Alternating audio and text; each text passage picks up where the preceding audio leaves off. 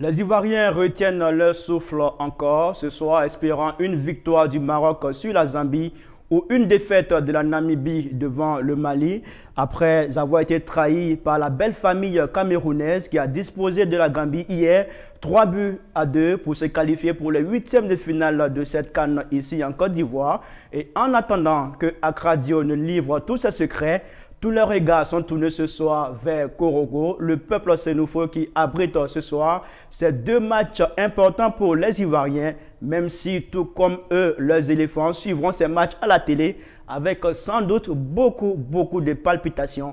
Mesdames, Mesdemoiselles et Messieurs, bonjour, bienvenue dans le brunch de la CAN sur l'Intelligent TV.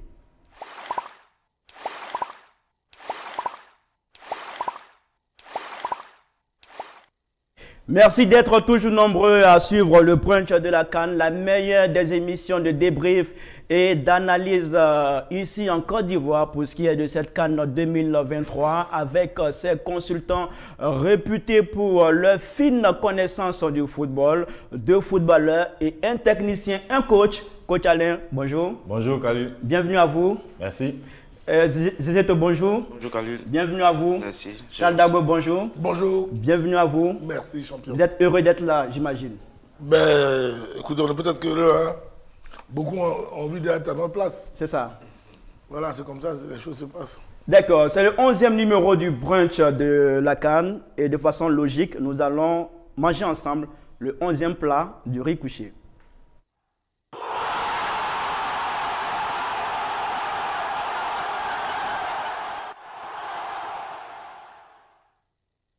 Même sur son lit de mort, le lion est capable de rugir. Rigobert Song et ses hommes l'ont démontré hier devant l'équipe de la Gambie. 3-2. C'est le score qui a sanctionné cette rencontre entre ces deux équipes. Comme on peut le constater, chers amis, le lion n'est pas encore mort. Ses crocs, ses griffes sont toujours en bon état. Le lion a su bondi pour se retrouver en huitième de finale. Chadago.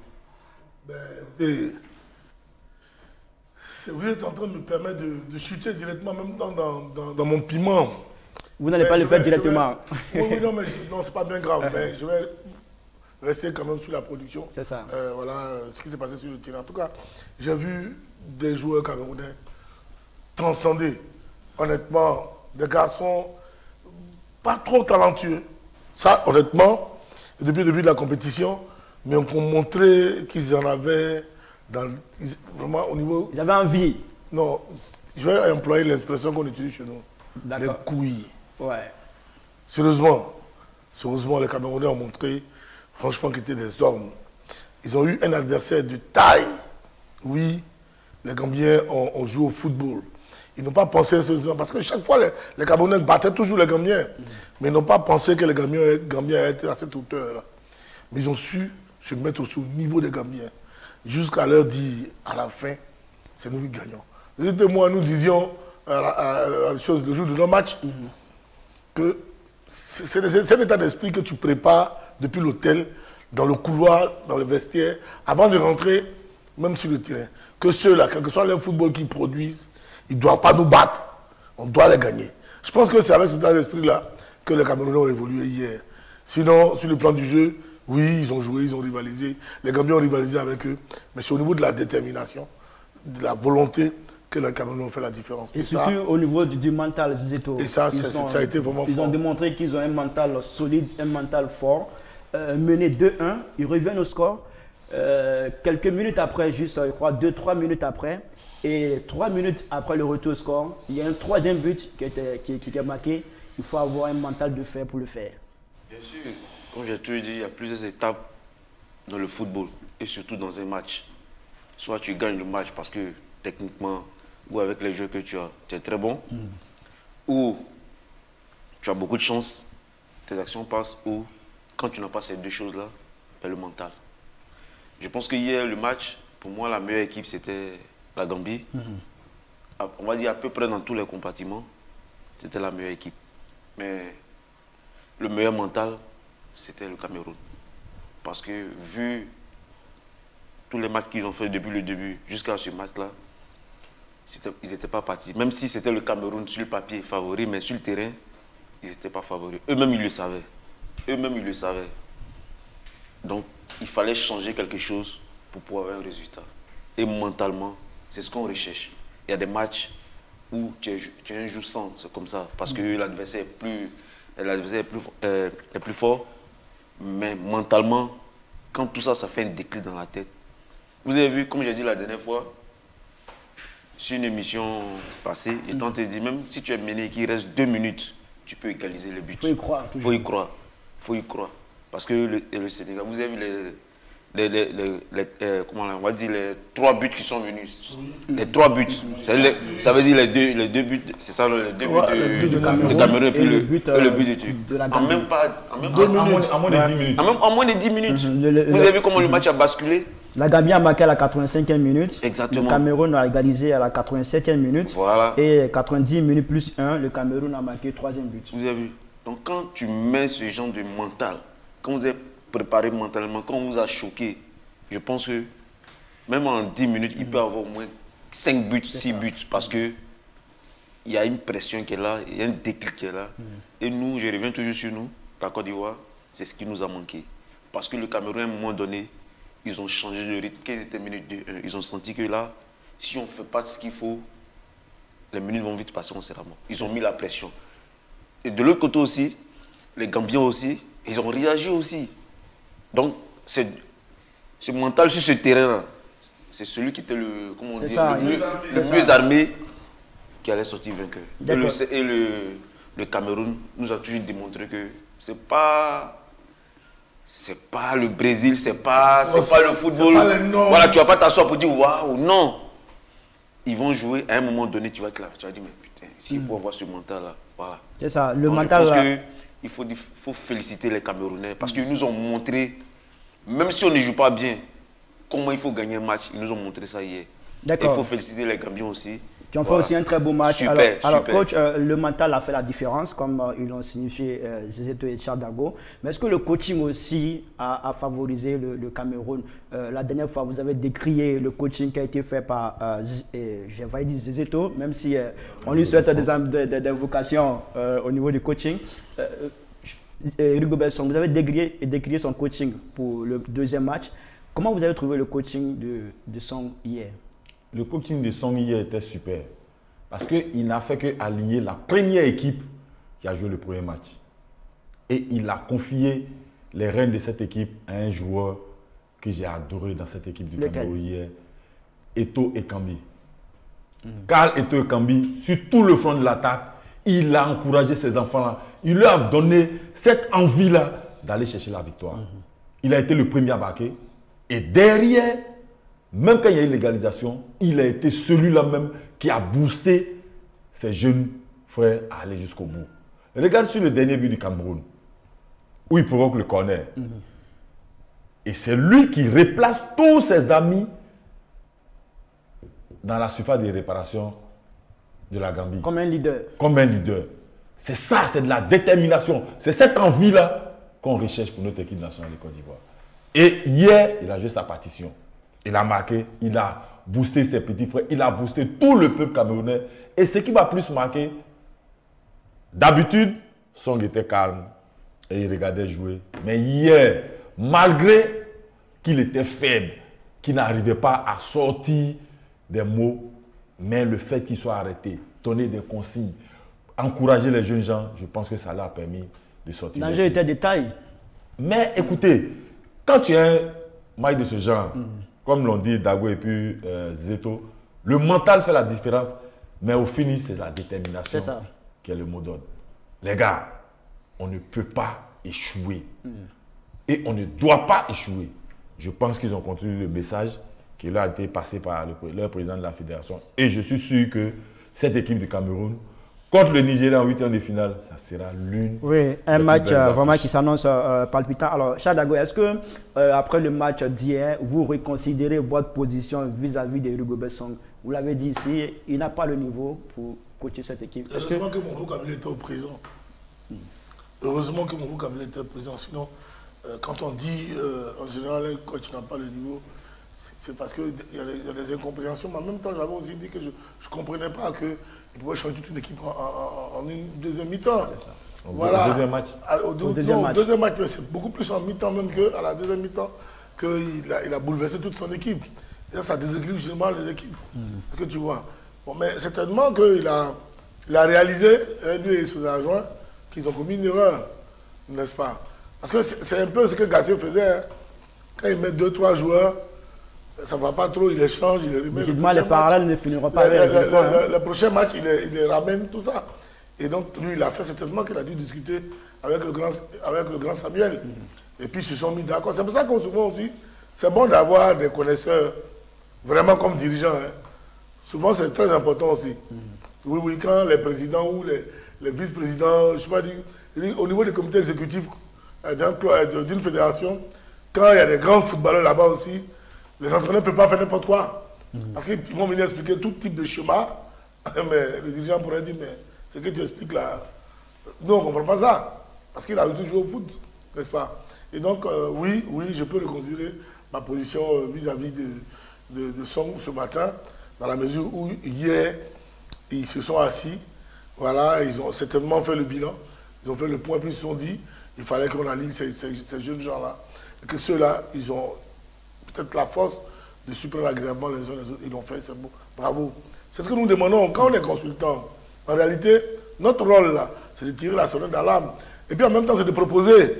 Nous ne parlons pas pour parler, nous ne critiquons pas pour critiquer, pour dire non, lui là, il volait, non. Si vous suivez bien ici, nous proposons toujours. Exactement. Nous proposons toujours. Quand nous faisons des observations, parce que nous pensons, pas parce que nous avons la science infuse, c'est nous qui connaissons tout, non. Le peu que nous connaissons, nous pensons que nous pouvons partager. Et puis en même temps, nous faisons des propositions. Maintenant, après, bon, si ça passe, c'est tant mieux. Ça ne passe pas aussi, bon, voilà. Seul Dieu a tout le savoir. Et parlant de propositions, Zeto, hier, Song a proposé pour le but, le portier Ondoa, voilà. En lieu et place de Onana. C'est tout ça. C'était quand même un choix fort. Dans un match décisif où le Cameroun avait besoin d'une victoire, il faut être Song pour le faire. C'est tout ça qu'on appelle le mental. Arrivé un moment, il faut se poser les questions, comme le grand frère Dago l'a dit. Il faut se poser les questions, il faut prendre des décisions. Parce que c'est ce qui va faire que tes joueurs vont te regarder. On dit, ah, si le coach a fait ça, ça veut dire qu'on peut aller se mouiller le maillot. Parce qu'il ne va pas nous lâcher de sitôt. Donc quand tu changes Onana, mais ça arrivait les autres. Ça arrivait les autres. Onana qui arrive la veille à 2 jours de jet privé, tout qui joue directement, ça peut plomber le moral des autres. Après, il se rend compte que finalement, on n'a pas bien fait. Donc au deuxième match et au troisième match, il le met sur le banc. C'est un acte qui est important parce que l'autre, le gardien, il sait qu'il ne doit plus faire d'erreur. Les joueurs sont sur le terrain, ils savent que s'ils ont mis Onana, qui est arrivé peut-être 1 semaine, 2 semaines après nous, et qui joue, et il est sur le banc, mais ça change complètement la mentalité de tout le groupe, même du staff et tout. Et je pense que ça joue aussi. C'est pas que Ndoa a été le meilleur gardien, non. Et c'est qui C'était un truc collectif parce que même vous avez vu, il y a vu une belle image de Onana, voilà. Onana à la fin. Non, avant la fin même. Ah bon, moi j'ai vu à la fin, avant la fin ou après la fin, c'est important parce que nous on était footballeurs. Quand tu joues pas, même quand tu le dis gagne, c'est vrai, tu es content, mais bon, tu te dis, mais je n'ai pas participé. Mais là, il était heureux, il courait. Même à la fin, j'ai vu dans une vidéo après, je crois le lendemain, ils avaient la musique, c'est lui qui avait le truc, il était devant, il jouait la musique. Ça veut dire Onana lui-même, il a compris l'importance. Mais Zézeto, oui. je vais te surprendre quelque chose. Quand le Cameroun a marqué le premier but et que la Gambie a égalisé, que les jeunes gens ont commencé à se lamenter, c'est lui, Onana, qui s'est levé, qui est allé aux abords, qui a donné de la voix, qui a même encouragé Ondoa, qui est son concurrent direct, comme on veut le dire. Mais c'est son frère. Qui est son frère. Et il a même dit aux enfants, hé les gars, c'est pas perdu, allons-y. C'est son cousin. Ça veut déjà dire que l'état d'esprit que Onana a eu là, en tant que professionnel, qu'est-ce qu'on demande à nos joueurs? Et ça a permis à cette équipe de Cameroun de sortir tout ce qu'ils avaient dans leur ventre.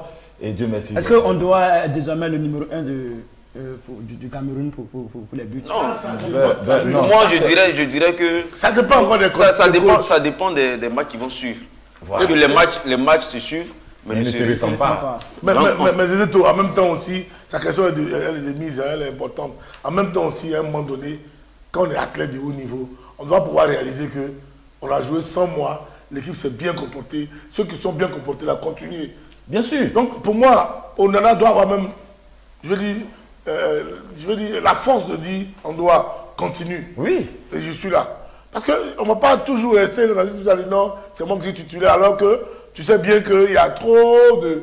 Il y a trop de choses floues autour de ta personne ou autour des vestiaires. Donc, à un moment donné... Je suis d'accord avec toi, mais tu sais très bien que dans le football, ça ne se passe pas comme ça. Ben si. Non, c'est un peu... Non, je pense que... Ça ne se passe pas vraiment comme ça. Moi, je suis sur le banc. Pour l'intérêt de l'équipe. J'ai envie de jouer. C'était pour l'intérêt de l'équipe, comme l'a dit Dago. Là, on parle de l'équipe nationale. On peut faire violence ce soir pour dire, bon, pourquoi Onana ne changerait pas les choses aussi? À un moment donné, il peut se rendre compte que aussi, oui, je peux venir changer les choses.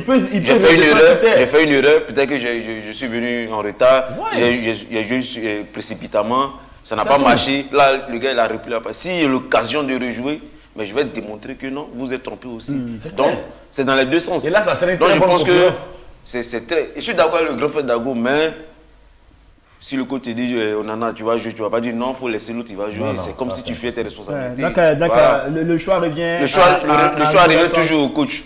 Au coach qui Oui, va. on est d'accord, mais le coach se trompe. Non, mais je suis d'accord avec toi, mais après, aussi, voilà, on est des footballeurs professionnels. On ne va pas te dire Dago va jouer. Tu as dit non, comme Zeto, il est bon, il n'a qu'à jouer. Mais toi-même, non. Toi-même,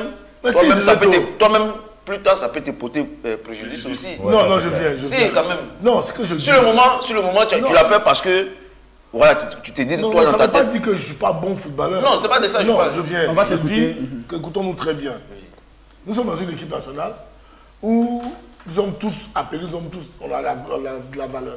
Après un ou deux matchs, on sent ceux qui sont plus en forme les uns que les autres. Et le sélectionneur voudrait dire que Dago, tu viens jouer. Et moi, je sais que Zeto est plus en forme actuellement, que Zeto peut apporter plus à l'équipe nationale de Côte d'Ivoire que moi. Je peux avoir, moi, Charles. Et on a déjà fait au stade d'Abidjan à l'Africa Sport. Je peux avoir le toupet, le courage et dire non, coach, il faut mettre Zeto. Est-ce qu'on ne brise pas son avenir là? Non, faut mettre. Je te dis la vérité, c'est des choses qu'on a déjà vécues ici. Non, coach, faut mettre Zeto. Parce qu'il est vraiment en forme. C'est lui qui peut. Parce que tu ne sais pas ce qui se passe dans la tête du coach. Le coach peut te dire non, Zeto, par exemple, il est un peu gonflé. Comme Charles, ils sont de même valeur. Moi, je veux Charles. Alors que peut-être que Charles a un petit pépin. En fait, c'est ce qui arrive quand des joueurs ont des pépins. Tu vois? Et puis, comme le coach lui fait confiance, il fait tout pour dire non, moi, il a joué. Alors qu'il sait qu'il n'est pas à 100%. Et que Zeto a 100% que lui, mais de peur de perdre sa place, ou bien de peur, je ne sais quoi, de quelle considération, il s'assoit sur son pépin et puis il veut jouer. Quelques instants plus tard, il sort et puis cause un gros préjudice au club. C'est pour ça que je dis, pour moi, à la place de Onana, qui est un grand gardien, en toute sportivité, quand on doit ton frère, parce que c'est des frères, c'est des cousins directs, ton frère a été très bon comme ça. Si Song dit, bon, Onana, tu vas jouer le prochain match, non, lui là, il a joué. C'est ça la sportivité. Il a fait un grand match, la dernière fois on a gagné. Laisse-le dans les poteaux, je suis là. Il a toujours ma bénédiction. Parce que c'est ça la confiance de l'équipe. Toi, en venant, tu renverses toute la confiance de toute la défense. Alors que ce qu'on doit créer là, sur cet instant, ça peut être dans une continuité avec toute la défense, n'est-ce pas? Parce que le gardien de but, il est le socle de l'équipe. Une fois que la confiance est créée entre lui et la défense, mais l'équipe va très bien. C'est pour ça que je pense qu'à des moments, si tu penses que ton camarade, pour les besoins de la cause, pour l'équipe nationale, en club encore, je peux être d'accord avec lui en partie. Mais pour l'équipe nationale, pour le même drapeau, il faut le faire. Je pense que si c'est faisable, il faut le faire. Il faut le faire. Alors, coach, où est-ce que vous voyez cette équipe du Cameroun pour la suite de cette compétition, après avoir vu son match d'hier? Écoutez, moi je pense qu'ils ont déjà réussi leur pari. Le pari, c'était d'abord, dans un premier temps, de ne pas être ridicule, de ne pas rester en poule. Ça, ils ont déjà fait un grand pas. Ils sont arrivés en huitième de finale. Et puis, en huitième de finale, ils vont croiser le Nigeria. C'est une autre paire de manches. Il va falloir qu'ils élèvent encore plus leur niveau de jeu. Donc, ça va dépendre de la condition physique de tout un chacun. De quoi on va parler et comment on va préparer le match. Et là, les deux équipes ont pratiquement le même style. Engagé, déterminé, partout. Maintenant, la seule équipe qui a fait la différence, c'est qui sera à droite devant le but. D'accord. Et là, je pense que ce match-là sera l'un des meilleurs matchs des huitièmes de finale. D'accord, c'est bien noté. Alors, quelques messages de nos internautes. Saliou Diabaté, parlant du choix de Ondoa dans les buts, il dit que c'est un choix courageux. Il faut être rigobessin pour le faire. On a Dani qui dit l'ADN du Cameroun, c'est le physique, le mental et à un degré moins le talent. Voilà, on va donc se retrouver dans quelques instants pour déguster au piment de Charles Dago avant de progresser pour cette émission. A tout de suite.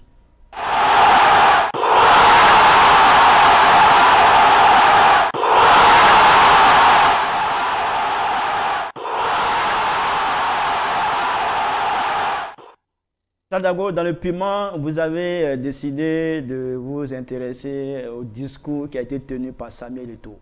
Oui, enfin, j'espère que c'est vraiment lui qui a tenu ces propos. Parce que c'est vrai que la qualité de journaliste voudrait qu'on croise les informations, tout, et puis on essaie de voir si c'est vraiment Samuel qui les a tenus. Mais malheureusement, on essaie de fouiller un peu partout. On n'a pas une source véritablement sûre qui dit que c'est Samuel qui l'a fait. Mais nous pensons, il ne l'a pas démenti aussi. Nous pensons que oui, Samuel peut dire ça à ses garçons. Parce qu'on l'a vu dans les vestiaires, dit des mots beaucoup plus forts que ça, les titiller comme ça. Et donc, ce sont des mots qui vont à l'endroit de ces joueurs camerounais là qui, lors du deuxième match, je pense, contre le Sénégal, avait été franchement, qui avait coulé, qui s'était vu franchement baladé par cette équipe sénégalaise. Et donc, Samuel descendu dans les vestiaires et aurait dit des propos vraiment durs. Mais des propos, certes durs, mais qui ont fouetté l'orgueil, sinon épinglé aussi vraiment l'orgueil et puis des joueurs camerounais. Lorsqu'il a dit par exemple que, en substance, oui, on ira prochainement. On s'est trompé. On s'est trompé. On s'est trompé la prochaine fois. Voilà, on ne va plus prendre les enfants gâtés, mais on va aller prendre des enfants qui sont nés au Cameroun, qui se battent pour les Camerounais, pour venir jouer en équipe nationale. Qui ont vécu la galère. Qui ont vécu la galère, tout ça. Franchement, c'était vraiment fort. C'était vraiment fort. Et je pense que ces propos l'ont porté leurs fruits. Et certainement que ces garçons-là se sont assis. Ils se sont dit, non, nous sommes les Camerounais, au même titre que Samuel Eto'o. Il ne peut pas nous parler comme ça. Mais s'il se permet de nous parler comme ça, certainement qu'il a raison. À nous de lui montrer que nous sommes les Camerounais au même titre que tous les Camerounais. Peut-être que nous n'avons pas connu la guerre, c'est la galère, mais nos parents aussi vivent la galère. Oui, parce que même quand les joueurs professionnels, on touche des millions, forcément dans ton village là-bas, tu as des parents là-bas qui sont dans la galère. Et on t'envoie les ordonnances de 2000 francs dans l'Abidjan pour payer. Donc c'est toujours la galère que tu vis. Et donc, ils ont pris conscience, et puis ils ont produit ce football-là hier. Je voudrais donc profiter pour dire bravo à ces Camerounais-là, qui n'ont pas interprété ces propos-là comme une insulte. Parce que d'ordinaire, on trouve toujours que Eto'o injurie les gens, il insulte les gens, il est guindé. Donc je remercie les joueurs qui n'ont pas interprété dans le mauvais sens ces propos-là. Et puis ensuite, je félicite aussi le président Samuel Eto'o pour avoir eu ces mots justes et durs à l'endroit de ces joueurs-là. Oui, qu'on a été élevés, sinon éduqués dans la dureté, c'est des propos durs qui vont dans nos corps et ça nous réveille. C'est pour ça que je disais que, comme nous, c'est notre grand-père qui nous éduque, on a été choyés et dorlotés. J'espère qu'on aura un tuteur demain, si pas extraordinaire, on était qualifié ce soir, que le président Yassine Diallo nous ait un tuteur qui va nous chauffer pour que, voilà, on se ressaisisse et qu'on ait un quart de finale. Merci, merci aux Camerounais. Merci beaucoup aux Camerounais, merci beaucoup à vous Charles Dago pour ce piment. On va se retrouver juste après ceci pour la suite.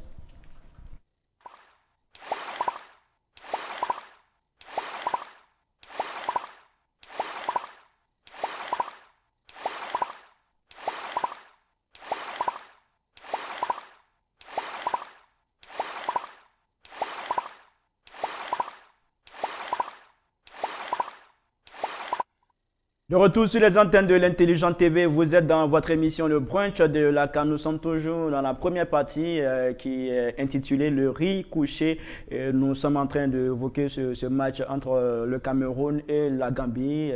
Charles Dago a fait son développement, il a parlé de son piment. Coach, c'est vrai, il faut motiver avec de tels discours, mais est-ce que quelque part ça ne stresse pas davantage les joueurs? Non, je pense qu'il y a des discours qui ne stressent pas et puis il y a des discours qui libèrent. Je pense que ce discours-là les a plus libérés que stressés. Parce que s'ils étaient stressés, ils n'allaient pas produire ce qu'ils ont produit hier. Ils se sont retirés, ils ont bien analysé tous les mots qui ont été sortis par Samuel Eto'o, dans le bon sens. Ce qui a félicité, c'est qu'ils ont pris ce discours-là dans le bon sens. Dans le sens de les réveiller, dans le sens de leur faire comprendre que c'est la patrie qui joue pour la patrie et non pour eux. C'est dans ce sens-là que ce discours a été positif. Et je pense que quand tu prends un discours guerrier, comme le dit entre guillemets, il faut toujours le prendre dans le bon sens. Ne le prends pas dans la négativité. C'est quand tu le prends dans la négativité que quelque part tu es stressé, tu te dis, mais il se prend pour qui, il compte sur quoi. Mais quand tu prends dans le bon sens, pour tirer toute une nation vers le haut, je pense que les Camerounais ont bien compris ce message-là. Et ils ont tellement bien compris que sur le terrain, il y a eu vraiment de la combativité et de la détermination. Surtout la détermination. Regardez quand ils mènent 3-2. Quelques minutes, une ou deux minutes après, ils prennent un troisième but. Mais eux tous, ils se sont déterminés pour dire on veut obligatoirement voir la VAR. Parce qu'ils savaient qu'il y avait une main quelque part. Oui. Ils savaient qu'il y avait une main quelque part. Oui, c'est vrai, c'est vrai, c'est vrai. Ils savaient qu'il y avait une main quelque part. Tous qui disent on veut voir la VAR. Ils ont insisté, ils étaient tellement déterminés. On allait voir la VAR. Et effectivement, il y avait une main quelque part. On retombe par exemple sur le match de l'Algérie contre la Mauritanie. On va en parler, coach. Donc, pour dire que le message d'Eto'o là, ça a été, ils ont pris ce message dans le bon sens. Ils n'ont pas pris ça dans le mauvais sens. Bravo au Cameroun. D'accord. Alors, comme vous le savez, ce match-là, les Ivoiriens comptaient beaucoup sur ce match. Quand la Gambie menait ou retirait, égalisait les buts, ça criait de partout. Oui. Parce qu'on espérait une victoire ou un match nul de la part de la Gambie pour se qualifier. Bon, on voit que les chances des Ivoiriens pour se qualifier s'amenuisent au fil du temps. On verra bien pour ce soir. Quel sera le sort final des éléphants de Côte d'Ivoire. Donc, pour dire que nous allons parler des éléphants de Côte d'Ivoire dans cette émission. Donc, soyez toujours accrochés à cette émission de brunch de la CAN. On parle dans quelques instants de nos éléphants, de nos pachidèmes. Mais permettez qu'on puisse parler aussi des lions de la Teranga. C'est juste après ça.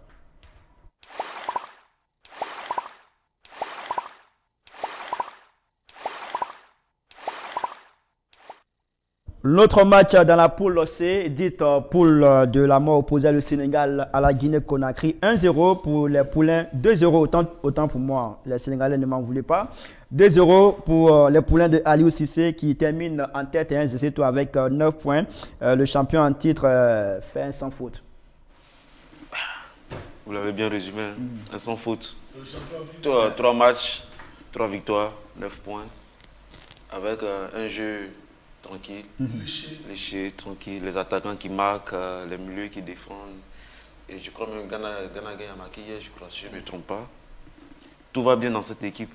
Ils ont montré depuis le début que voilà, c'est eux les leaders. C'est eux les patrons. Ils sont venus pour remettre les titres en jeu et repartir avec. Je pense qu'ils sont sur la bonne voie. Il faut les féliciter, il faut les encourager parce que l'esprit du groupe est là. Les joueurs se sentent bien, le staff est... Les paroles même, le discours du coach est comment on dit ça? Est tranquille. Voilà, tout va bien dans cette équipe. Tout va bien dans cette équipe. Bon, souhaitez que ça dure.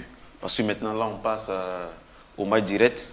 Donc, ça sera un autre niveau de compétition.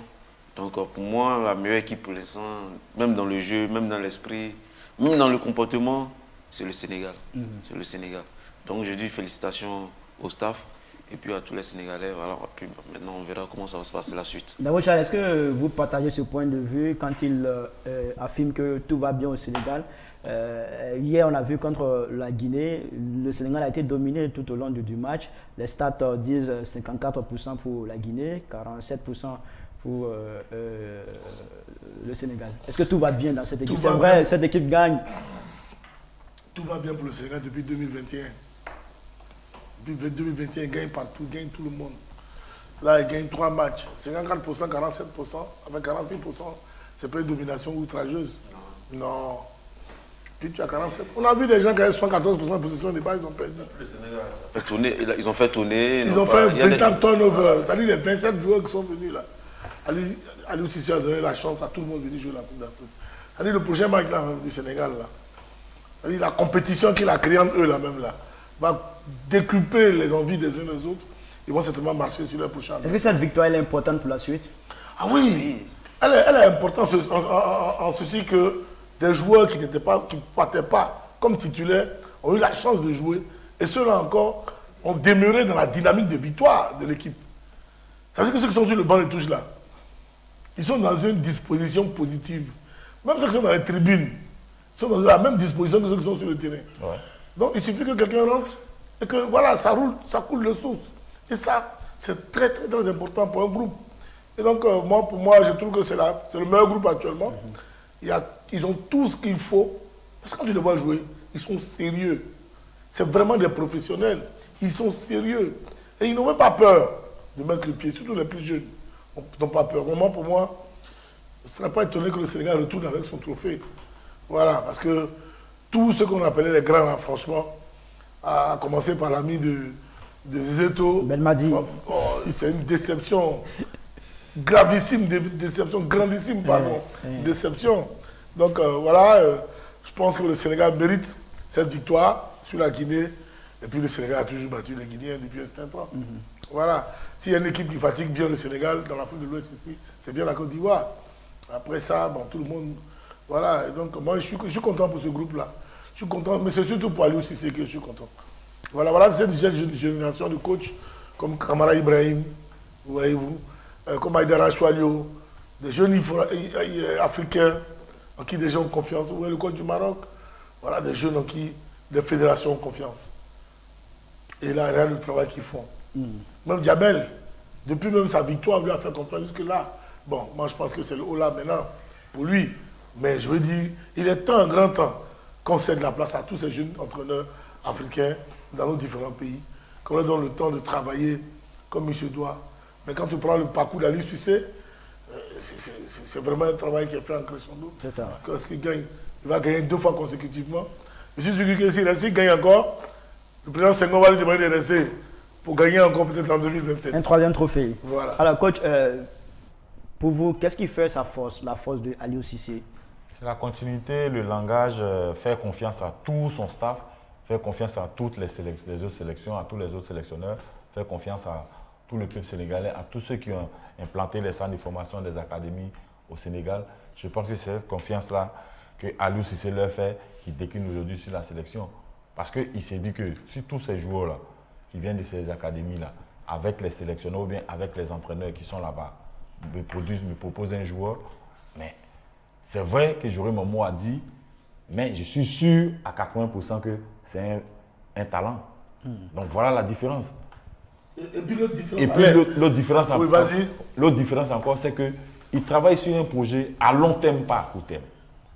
Son projet avec la sélection, c'était un projet à long terme et non un projet à court terme. Non, ça encore, la fédération peut écouter ça quand elle veut. Mais l'autre différence, alors que nous avons les hommes ici, c'est que les Eladji Diouf, les Fatiga, tous ces grands joueurs qui ont le diplôme d'entraîneur sont autour de l'équipe nationale. Quand on dit autour, là, ils sont partie prenante de l'équipe. Ils sont dans toutes les décisions. Ce qui n'est pas le cas chez nous. Chez nous, nos amis qui ont les diplômes là, enfin, ils n'ont pas les diplômes.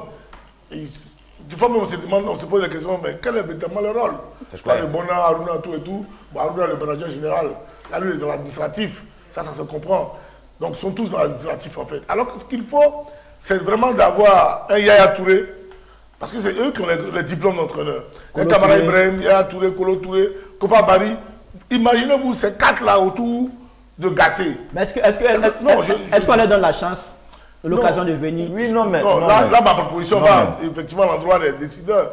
Mais imaginez-vous, Yaya Touré, à côté de Yaya Touré, Kolo, Kopa Bari, Alain Guamene, Romaric, autour de Gassé. Est-ce que vous pensez que Gassé va arriver des joueurs qui sont blessés? Il va les faire venir depuis 1 mois, 3 mois pour rester là. Yaya va lui dire non. Yaya lui dira non. Et si Yaya lui dit non, il ne peut pas dire oui à Yaya. Et si Yaya dit, Yaya va regarder un joueur, il va rien pour dire toi, tu n'es pas prêt. Le joueur, c'est qui lui parle. Mais Charlie. Oui. Donc ce sont des choses comme ça qui manquent actuellement à l'équipe nationale. Hier, quand les gars, c'est là, nous disaient nous autres là, Alain Guamene, quand on venait en sélection, oh Dago, tu laisses tranquille.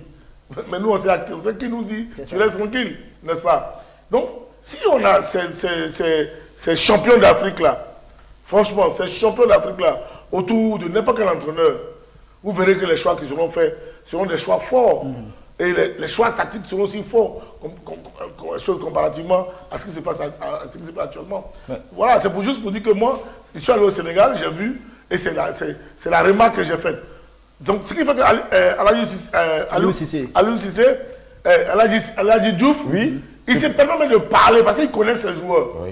Et il garde dans une certaine mesure Samuel Eto'o, il connaît ses joueurs. Alors que Samuel Eto'o est dans l'administratif. Il n'est plus sur le terrain. De temps en temps, il vient. Alors que c'est ceux qui sont sur le terrain qui peuvent avoir cette grande gueule-là. Et donc, si on a ces joueurs-là autour d'un principal, moi, je pense que ce sera très fort. Je vais encore plus loin pour dire que ce n'est pas seulement en sélection A du Sénégal que ça se passe. Ça se passe dans toutes les sélections du Sénégal. Donc, du coup, quand tu quittes en cadet et que tu arrives en junior, c'est le même esprit de l'équipe nationale cadette qui te suit en junior, qui te suit en espoir, qui te suit au Chad et qui te suit même en équipe première. Vous ne pouvez que gagner. Parce que vous avez préparé cela depuis belle lurette. Aujourd'hui, le Sénégal est sur le toit de l'Afrique parce qu'ils ont pris le temps d'analyser tout ce qui n'a pas marché et de mettre leur rouleau compresseur en marche. Ils sont en train de glaner les trophées. Et si on ne prend pas garde, c'est peut-être dans 10 ans qu'une autre nation va se réveiller. D'accord, c'est bien noté. Alors, Zéto, jusqu'à quand le Sénégal continuera de régner sur le football africain? Est-ce que vous pensez qu'arrivé un moment, il y aura une autre équipe qui pourra... Ça, c'est évident. Il y aura une autre équipe qui viendra parce que tout ce qui est bon, tout le monde veut copier. Donc c'est normal. Après, il y a les gens qui se performent derrière qui viennent. On a été dans ces moments-là aussi. Vous avez vu la génération dorée, voilà. Tout le monde rêvait de jouer comme la Côte d'Ivoire. Tout le monde rêvait d'avoir des joueurs comme la Côte d'Ivoire. Donc c'est un truc qu'on a déjà vécu. Donc voilà. Je me dis, après le Sénégal, il va arriver un moment, à force de les regarder, à force de vouloir les battre, il y a une équipe, un pays qui va sortir là-bas, qui va avoir des joueurs extraordinaires et qui vont reprendre le pouvoir. En 2019, c'était l'Algérie, ils avaient tous les joueurs. On rêvait, on voyait l'Algérie jouer, on dit waouh. Après, la période est passée, le Sénégal, depuis 2019, on sentait qu'elle montait. Finalement, en 2021, elle gagne la Coupe d'Afrique et puis elle continue encore là. Donc, s'il n'y a personne qui veut challenger, ben, elle va continuer. Ils vont rester longtemps. Et comme le Brésil a fait pendant un moment, comme voilà, des grands pays qui l'ont fait. Donc, je veux dire, c'est de bonne guerre. C'est très bien que le Sénégal reste longtemps comme ça. Et comme ça va permettre aux autres aussi de travailler pour vouloir les battre. En tout cas, ça n'arrange pas l'équipe de votre ami Jamel, l'Algérie, dont on va parler tout à l'heure. Mais permettez que je donne le classement final pour la poule C. Le premier Sénégal, 9 points plus 7. Deuxième Cameroun, 4 points moins 1. Troisième Guinée, 4 points moins 1. Quatrième Gambie, 0 points moins 5. Et qualifié pour la 8e de finale dans la poule C, on a Sénégal, Cameroun, Guinée. Alors messieurs, on va parler de l'Algérie qui, comme en 2022, sort de la compétition dès le premier tour. Chadabo. Écoutez, l'Algérie ne nous a rien montré. Vraiment, sur cette carte, elle ne nous a rien montré. Si ce n'est que du bavardage, du verbiage, des insultes. C'est tout ce qu'ils nous ont montré. 3 matchs, 3 faux matchs, rien du tout. Toujours dans la discussion. Franchement. Et hier, l'Algérie tombe devant qui? La Mauritanie, 1-0. Et comment? Les dernières minutes, les Mauritaniens pouvaient marquer encore. Oui, 2-3 buts. Les gens sont tellement jetés à bord. Regarde même, Mahrez même jouait libéraux. Ils jouaient dernier défenseur. Ils ont pratiquement, je veux dire, leur football a foutu le camp. Mais parce qu'ils ont pris le temps, ils ont pris tout ce temps pendant des années à s'occuper des choses qui sont extra-football. Ils ne font que parler de ce qui n'a rien à voir avec le football. Alors que, c'est ce qu'on a dit en 2019, franchement, ils ont marché sur l'Afrique, en Égypte. Tout le monde applaudissait l'Algérie, on dit mais c'est pas vrai. Du début à la fin, c'était de la puissance. Mais là, depuis, plus rien. Et on ne comprend pas. L'Algérie s'est écoulée comme un château de cartes. On ne comprend pas. Ils ont pris tout le temps de faire des palabres. Donc, moi, je ne suis pas surpris. C'est pour ça que je pense que c'est la compétition de trop pour Jamel Belmadi. Il faut un nouvel entraîneur, pour un nouvel état d'esprit, un nouveau groupe, tout et tout, parce que tu le veux, tu ne veux pas, ce groupe-là est blasé maintenant, ce n'est pas la peine. On ne peut pas se faire éliminer comme ça, se faire humilier comme ça, voir les Algériens pleurer pleurer, des gens sont venus nombreux pleurer, ceux qui aiment le foot, pleurer hier dans les tribunes. Alors que vous faites partie des plus grands d'Afrique. Hier au Chan, ils ont dominé partenaires adversaires. Quand ils jouent chez eux, ils sont insaisissables. Dès qu'ils sortent, ils ont des problèmes. Est-ce que cela s'explique par le fait que ces équipes maghrébines ont du mal à évoluer dans les pays Non. Le championnat algérien même était un super championnat. Quand les clubs algériens sortent pour aller jouer à la Ligue des Champions, la Ligue et la Coupe, mais non, c'est pas du jeu, c'est du football qu'ils produisent derrière. C'est l'équipe nationale qui a beaucoup de difficultés.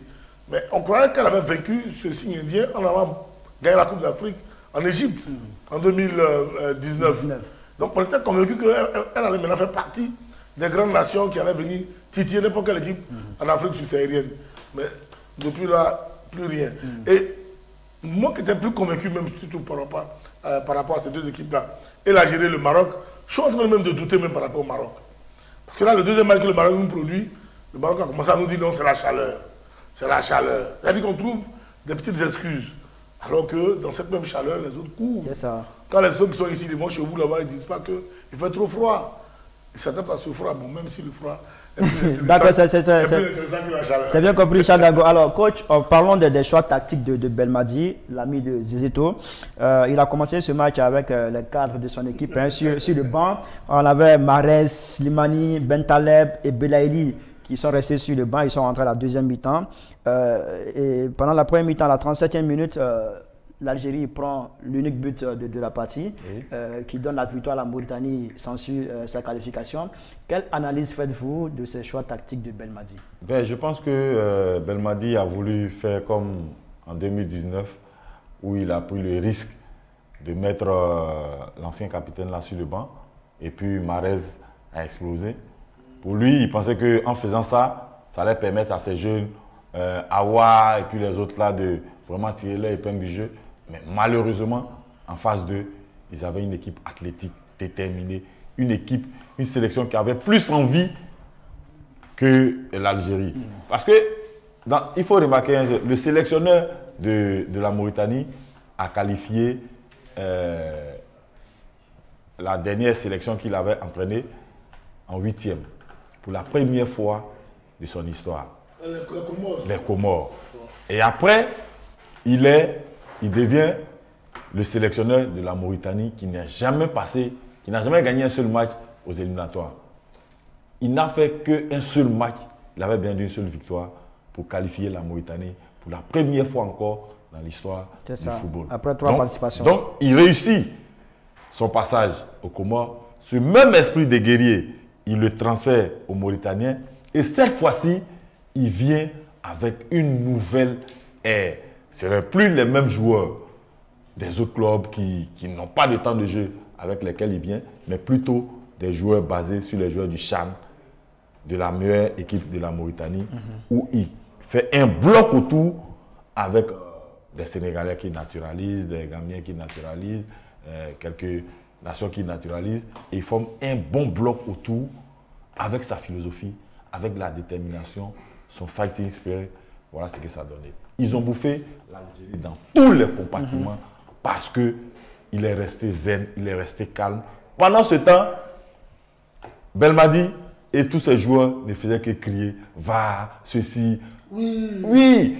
D'accord. Slimani, je vous donne un exemple. Slimani, sur une action, le ballon arrive chez Slimani, il va botter le ballon, il rentre, il tape le pied de l'adversaire et il crie « Va, va ». Mais c'est à la fin, franchement. À la fin, les autres, ils ne sont pas dans ça. Les autres sont dans du concret. Ils auraient pu mener même l'Algérie hier 3-0. Personne n'écrit au scandale. D'accord, c'est bien noté. Alors, Zéto, la Mauritanie, vous riez beaucoup là, Zéto. La Mauritanie est une équipe qui vous a impressionné. RS, celle qui a fait beaucoup de sensations. Ouais. Je voulais revenir un peu d'abord sur Belmadi. Moi, je pense que le problème de Belmadi... On réclame son départ. Certains réclament son départ. Non, je pense que son problème je sais qu'il a oublié de faire jouer son équipe. C'est-à-dire il a oublié de faire jouer son équipe. Il a oublié de se rendre compte que son équipe n'est pas performante. Je me demande même, est-ce qu'il a le temps de dire à ses joueurs, voilà ce que tu as fait, voilà ce que tu n'as pas fait. Parce qu'il passe son temps, tout le temps, à se plaindre. Moi, je l'aime bien parce que c'était un super joueur. Et puis, il est venu prendre l'Algérie. Et puis il a mis l'Algérie ici et tout. Mais je pense qu'arrivé à un moment donné, il est fatigué parce qu'il a passé son temps à râler, à faire ceci. Non, c'est comme ça, non, c'est comme ça. Donc je pense que ça se voit même dans son visage. Il est fatigué. Parce que tu n'as même pas le temps de t'occuper de l'équipe, de voir les erreurs. Sur 2 matchs, tu n'as pas le temps de corriger, mais tu passes ton temps à te plaindre, à faire ceci. Je pense qu'il est arrivé à bout. Voilà, c'est un super entraîneur. Moi, j'aime bien sa grinta. Là, voilà. Ça, voilà. Quand tu as un coach comme ça, tu te dis, ah, s'il ne fait pas le coach, voilà. Souvent, il faut des coachs comme ça. C'est ça. Je pense qu'il a des qualités, mais je pense que ce challenge-là, pour lui terminer, il faut qu'il trouve un nouveau challenge. Parce qu'arrivé à un moment donné, bon, tu as tout fait, après, tu sais plus, tu peux plus inventer parce que c'est les mêmes joueurs qui viennent souvent. Donc, je pense qu'il faut lui donner un nouveau challenge et je pense qu'il va rebondir. Voilà. D'accord. Pour le groupe D, l'Angola. La Mauritanie. Rapidement. La dernière, je pense que c'était hier ou avant-hier. Je l'avais dit ici, j'ai bien aimé la deuxième mi-temps et ça m'a donné raison encore contre l'Algérie. Parce que j'ai trouvé que c'était une très belle équipe, surtout collectif, soudé. Et le coach transmet ça à ses joueurs. C'est ça qui est important aussi. D'accord. C'est pas l'excellence dans le jeu, mais tu sens qu'il y a de la qualité, il y a un groupe qui est là.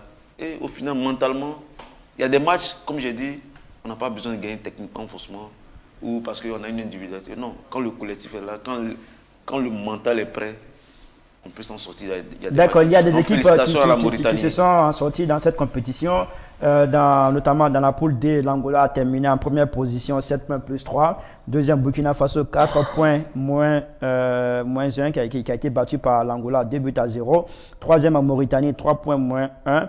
Quatrième, Algérie, 2 points moins 1. Les équipes qualifiées dans ce groupe D, on a l'Angola, le Burkina Faso, la Mauritanie. Alors, messieurs, je l'ai dit en entame de cette émission, tous les regards sont tournés ce soir vers Korogo, où va jouer le Mali, où va jouer le Maroc. On espère une victoire de l'une de ces deux équipes pour continuer cette compétition. Chadago, les îles, est-ce qu'on peut toujours croire? Écoutez, c'est le règlement spécifique de la compétition qui le permet, qui l'admet. C'est vrai que c'est gênant pour les professionnels que nous avons été de voir que avec toutes les qualités dont nous disposons, avec tout ce que nous avons, tout ce qui a été entrepris, tout ce qu'on nous a fait croire, que franchement, que notre sort soit scellé vraiment avec le concours des autres. C'est vraiment dérangeant, c'est vraiment gênant. Mais écoutez, c'est aussi ça la compétition, c'est le règlement, on va faire avec. Espérons, comme tu l'as si bien dit, que le Maroc batte la Zambie pour que nous, on soit le meilleur troisième. Je pense que c'est la seule poule. C'est la seule poule. Non, si, il y a la poule du Mali. Namibie.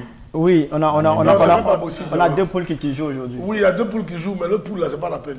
C'est la poule de choses. C'est ça, on a Namibie, Mali à San Pedro à 17h. Voilà. Et puis on aura Maroc, Zambie à San Pedro à 20h. Ce sont ces 2 matchs qui seront beaucoup suivis par les équipes. D'accord. Et donc, espérons que le Maroc batte la Zambie. La Zambie. Voilà, et qu'on se qualifie. Maintenant, après, comment est-ce qu'on aborde le second volet? C'est ça que notre question. C'est pour ça que nous disons que vraiment, on ne veut plus aller. Hein, le Seigneur peut-être va entendre nos prières. Si le Seigneur entend nos prières, on ne veut pas aller dans cette compétition avec Gassi. On préfère aller avec quelqu'un d'autre, avec MS Faye. On ne veut pas. Et ça, nous, on le dit. Parce que tout ce qu'on va avoir là-bas, c'est le bonus. Hein.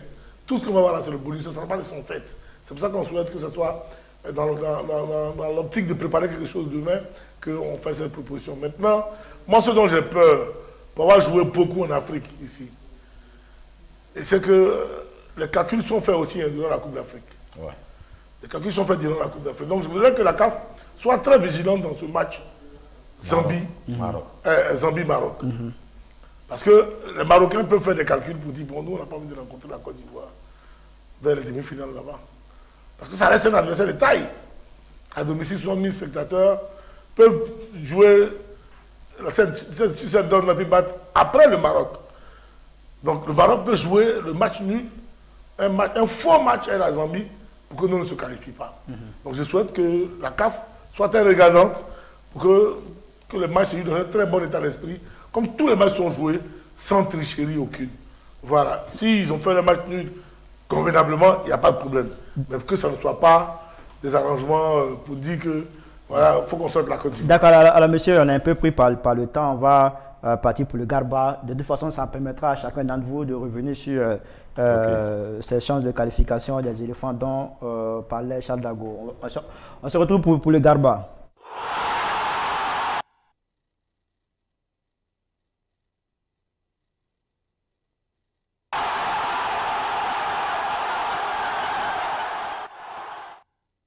Au-delà du match Namibie, Mali, Maroc, Zambie, on aura Afrique du Sud, Tunisie à 17h à Korogo et puis à 20h on aura Tanzanie, RD Congo pour le troisième et dernier match dans les poules D et E.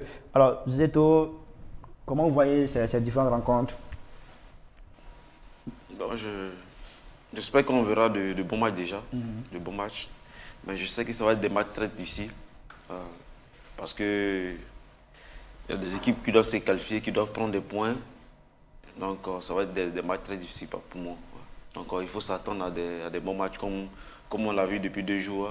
Des matchs très tendus, avec beaucoup de surprises et de suspense. Et vous croyez que la Côte d'Ivoire pourra atteindre le second tour?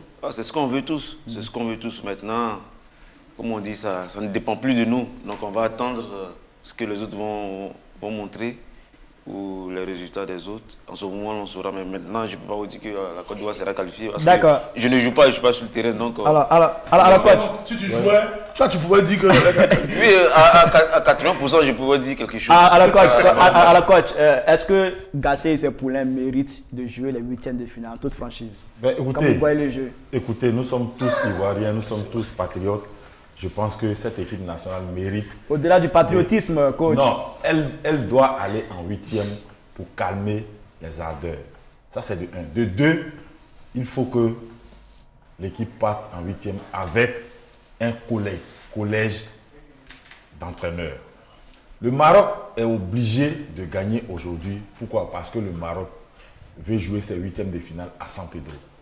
Le Maroc a pris tous ses quartiers à San Pedro. Ils ont refait l'hôtel où ils logent à San Pedro. Ils ont refait beaucoup de choses à San Pedro. Ils ont eu le premier. Donc, du coup, ils veulent rester à San Pedro en tant que leader de leur groupe. Le Mali, c'est vrai, va gagner pour permettre aux éléphants d'espérer aller en 8e. Alors, c'est bien noté. Alors, il y a un internaute qui dit vraiment, même si par coup de chance, la Côte d'Ivoire est repêchée, pas avec Gassé encore. Il y a un internaute qui semble avoir une information pour nous. Hein. Mais bon, il dit il y a une info qui tourne pour dire que c'est Faye qui va assurer l'intérim. Bon, ça c'est l'information qu'il a donnée.